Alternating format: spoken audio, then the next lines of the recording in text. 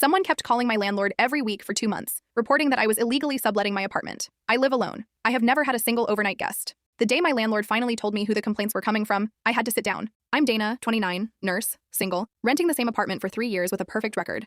No late payments, no noise complaints, nothing. My landlord David had always been decent to me. The kind of landlord who fixes things the same week you report them and leaves you alone otherwise. The first call came on a Monday morning. David texted me saying he'd received a complaint that I was subletting a room without permission and asked me to clarify.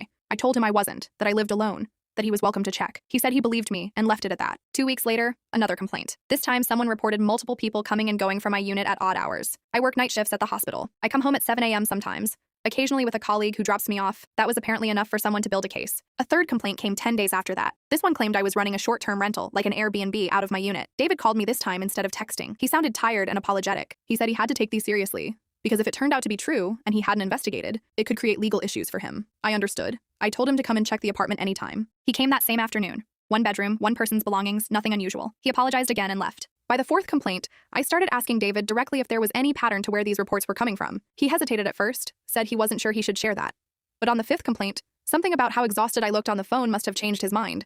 He told me every single complaint had come from the same email address, always sent late at night, always with unusual amounts of detail about my schedule and my comings and goings. I didn't recognize the email, but I recognized the schedule details. Whoever was sending these knew exactly when I left for night shifts, exactly when I got home, and exactly which nights I had the next day off. That was not information a stranger would have. I went back through the past 2 months quietly, not confronting anyone, just thinking. The only person who had ever asked that many questions about my schedule was a woman named Petra, who lived 2 floors below me. We'd been friendly for about a year, the kind of friendly where you chat in the elevator and occasionally wave in the parking lot. A few months earlier, she'd asked if my apartment ever felt too big for one person, and whether I'd considered taking in a roommate. I said no. She mentioned her cousin was looking for a place. I said,